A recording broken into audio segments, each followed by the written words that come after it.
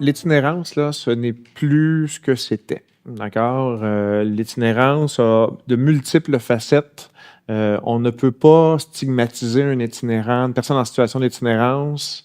Il y a parfois des problèmes de santé mentale, parfois des problèmes de toxicomanie, parfois une simple malchance de la vie. Puis ça peut être un mélange de tout ça. Il y en a qui vont être cachés, d'autres qui vont être à la vue de tous. Le dossier de l'itinérance, c'est un dossier très délicat. L'Union des municipalités du Québec, l'an dernier, a tenu un sommet national sur l'itinérance pour identifier des portes de sortie, des interventions possibles, la concertation. On a fait pression également sur le gouvernement du Québec pour qu'il alloue des sommes que nous avons reçues, en fait, que la région a reçues, que la Porte du Passant a reçues. Maintenant, l'itinérance, ce n'est plus des interventions où on fait le ménage puis on sort tout le monde en traitant les personnes en situation d'itinérance comme des criminels. Maintenant, il y a une jurisprudence qui est à respecter. Selon la Charte des droits et libertés, tout le monde a le droit à avoir un toit.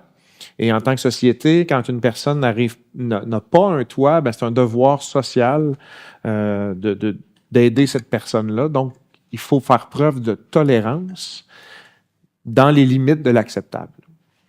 Donc, nous sommes conscients à la ville de Sorel-Tracy des enjeux de cohabitation, mais ces enjeux-là, ce n'est pas propre uniquement qu'à Sorel-Tracy. Quand on a fait le sommet sur l'itinérance, c'est pas seulement Montréal-Québec, c'est aussi Granby, c'est Drummondville, c'est Saint-Hyacinthe, c'est Joliette, c'est Saint-Jérôme, c'est Victoriaville, c'est toutes les villes du Québec maintenant qui sont dans cette situation-là. Alors, comment peut-on intervenir? Comment peut-on aider les gens en situation d'itinérance? C'est en travaillant essentiellement en partenariat. Que ce soit avec le CI3S à Montérégie-Est, Travailleurs de rue, la Sûreté du Québec, la Porte du Passant.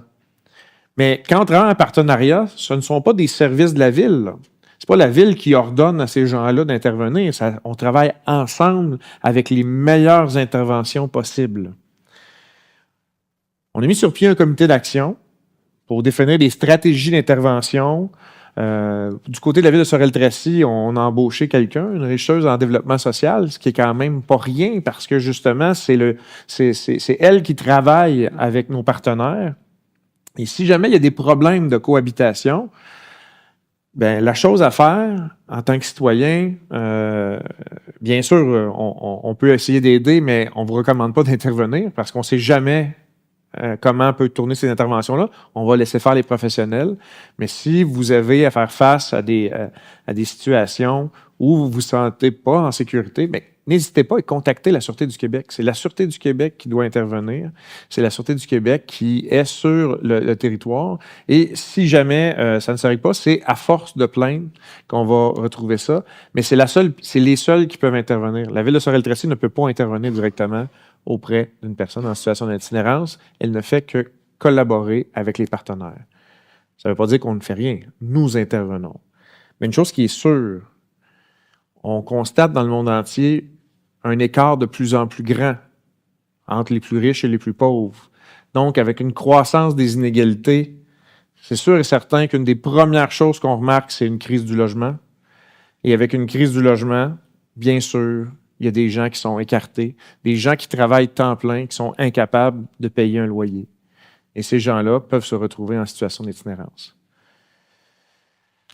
Donc, pour la ville de Sorel-Tracy, nous intervenons. Parfois, ça peut prendre du temps. On vous demande de la patience, de la tolérance et, du moins, de la compassion.